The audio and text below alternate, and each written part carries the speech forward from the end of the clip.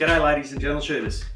So the current price of timber, we DIYers are left to resort to finding cheaper timbers elsewhere. Today I'm going to build a nice simple chessboard with hopefully a little bit of detail for a close friend of ours. I'm going to use a pallet. These things are readily available. There's a couple of things you want to be careful of when you're using pallet timbers though. Number one, these nails are put in with a nail gun, and they're usually collated nails, which means they've got little ribbings to make them bite into the timber so that they don't fall apart. Number two, these timbers are usually put together green, which means if you're making a fitted glued piece of furniture or something like a chessboard, over time it may well split and crack. So the key with most pallet made furniture and other items is to not go for a perfect, fine, beautiful finish, because over time it will spoil from the timbers shrinking.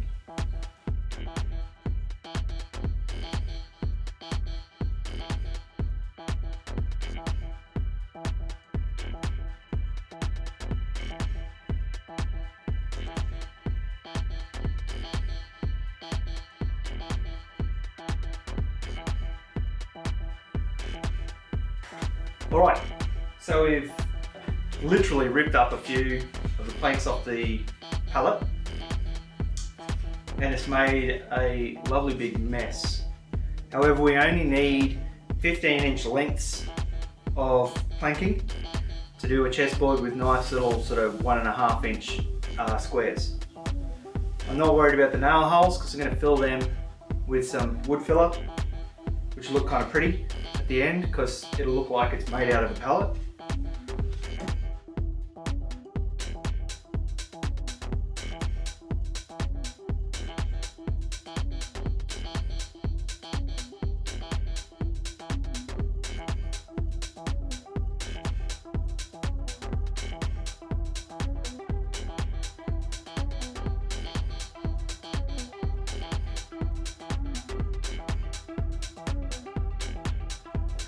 The table saw is kind of an essential component of making a chessboard this way, as that cut was designed so that we had perfectly perpendicular faces on both sides. Now if we were to just cut the pallet timber down one side and not cut the other side, as this thing glued together we'd end up with a whole heap of little differences in the size and the shapes of the squares in the chessboard. As it is, my poor old saw without any of its safety gear and no fence doesn't do the greatest job. So if you've got a nice new saw or something with at least a fence and something to protect you from cutting yourself, you'll probably get a better finish.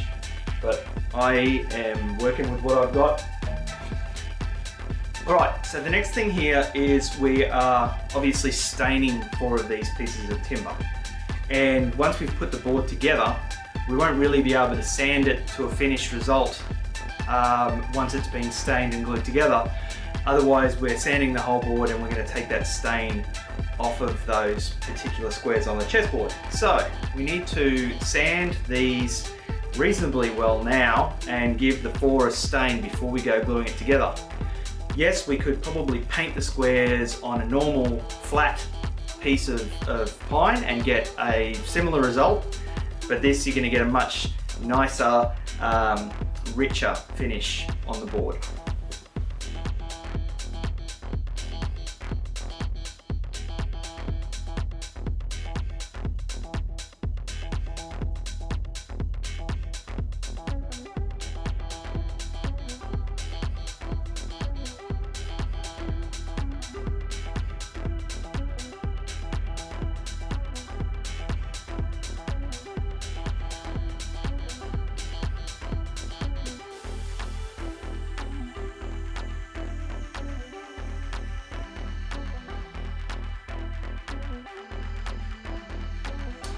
Now we want to lay this out face down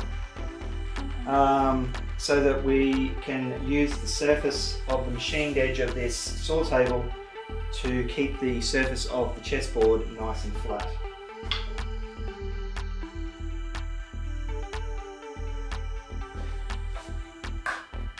very important with the gluing process, make sure you glue both mating surfaces. This way you ensure good adhesion and a lifetime of adhesion.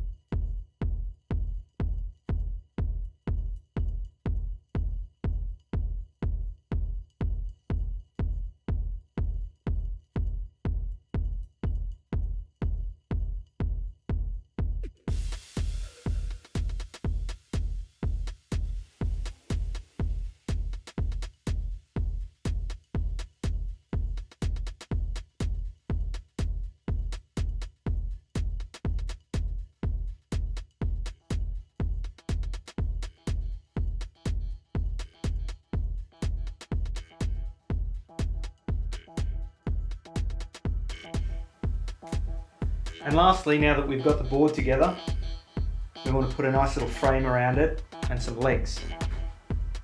We're just going to do this basically with a 45-degree miter join at each corner and a slightly raised frame.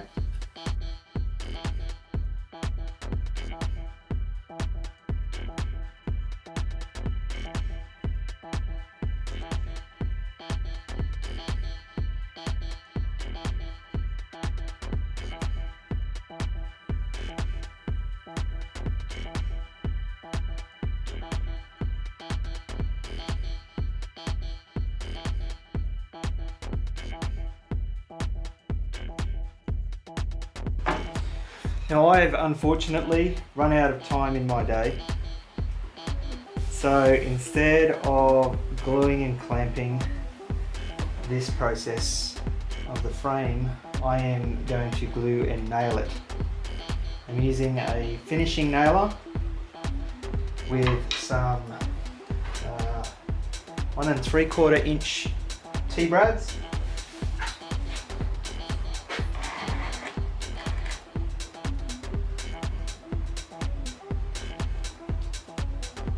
Hopefully this will not split the timber and set me back another day.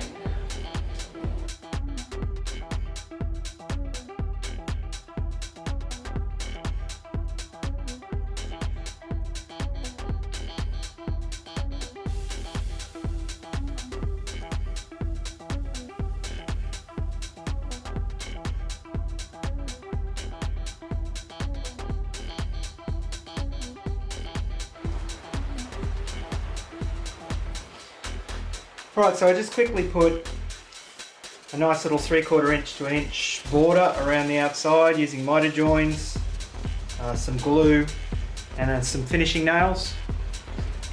Also put in feet, again just with a little miter join and nails. But that's the board just about done. All I need to do now is to fill a couple of the bigger holes, I think. Maybe I'll leave those, I kind of like the holes. Give this staining work a little bit of a tidy up. I'll just use a razor blade and a craft brush to put a little bit more stain into these little bits here where you can see the saw has splintered out some of the finished stain. And then I'll give it a coat of beeswax and we'll be done.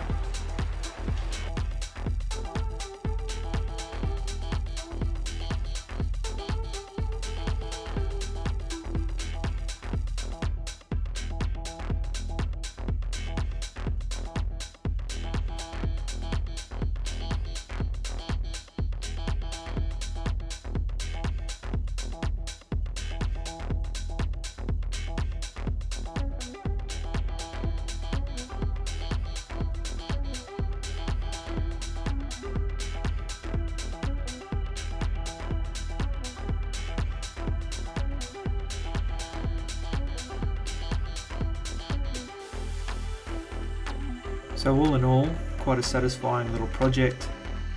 There was probably only 3 or 4 hours in labour in total, and it's fantastic to upcycle like this because the finished result shows the story of its birth. If you've enjoyed this video, please like and subscribe, and be sure to check out similar projects linked at the end of this film. Thank you.